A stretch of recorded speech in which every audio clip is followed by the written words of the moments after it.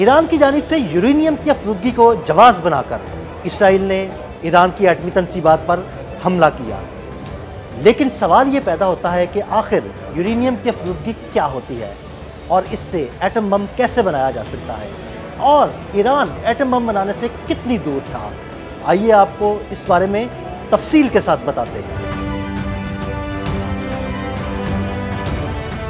Uranium एक कुदरती अंसर है जो जमीन से हासिल किया जाता है। इसमें 92 प्रोटॉन्स होते हैं, लेकिन न्यूट्रॉन्स की तादाद मुख्तलिफ हो सकती है, जिससे मुख्तलिफ आइसोटोप्स वजूद में आते हैं। कुदरती यूरेनियम में तकरीबन 99.27% यूरेनियम 238 यानी U-238 होता है, जबकि सिर्फ 0.72% यूरेनियम 235 यानी U-235 पाया जाता है। दिलचस्प बात यह है कि एटमी बिजली या एटम बम बनाने के लिए सिर्फ यूरेनियम 235 मुफीद होता है, क्योंकि ये न्यूक्लियर फिशन यानी एटम तोड़ने के अमल को सपोर्ट करता है, जिससे जबरदस्त तवानाई खारिज होती है। यूरेनियम की अफसुदगी का मतलब है कुदरती यूरेनियम में मौजूद U-235 की मिकदार को बढ़ाना और U-238 को कम करना। ये अमल एक खास मशीन के जरिए किया जाता है, जिसे सेंट्रीफ्यूज कहते हैं। ईरान में भी यही टेक्नोलॉजी इस्तेमाल होती है, जहां गैस की शक्ल में यूरेनियम को 50,000 से 70,000 चक्कर फी मिनट की रफ्तार से घुमाया जाता है।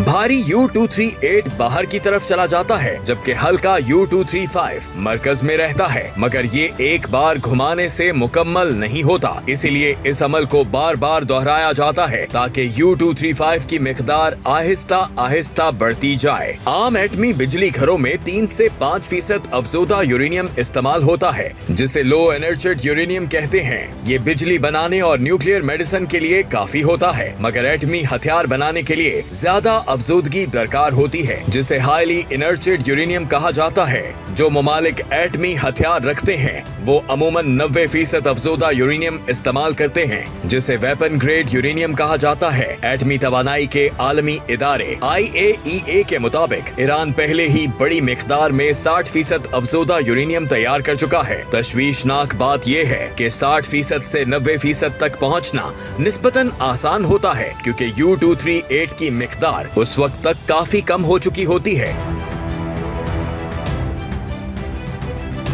अगरचे ईरान का दावा है कि वो यूरेनियम सिर्फ पुरअमन मकसद के लिए अफजूदा कर रहा है, लेकिन IAEA ने हालिया दिनों में ईरान को जौहरी मुआहदे की खिलाफ वर्जी का मुर्तकिब करार दिया है। अफजूदगी की यही टेक्नोलॉजी जो एक तरफ ईंधन बनाती है, वही दूसरी तरफ एटम बम भी तैयार कर सकती है। यही तकनीकी बारीकी ईरान और दुनिया के दरमियान कशीदगी की बुनियाद है। इल्जामात के मुताबिक नेतन्स और फर्दू में यूरेनियम की अफजूदगी हो रही थी, जबकि इस्फहान खाम माल फराहम कर रहा था। इन तीनों मकामात पर इसराइली हमले का मकसद बज़ाहिर ईरान की एटमी सलाहियत को महदूद करना था। हमले के बाद ईरान की जवाबी कार्रवाई और खित्ते में बढ़ती कशीदगी ने आलमी सतह पर जंग के खतरात को हवा दी है, और ये सवाल अब शिद्दत से उभर रहा है, क्या एटमी साइंस की ये बारीकी एक हौलनाक जंग की बुनियाद बनेगी?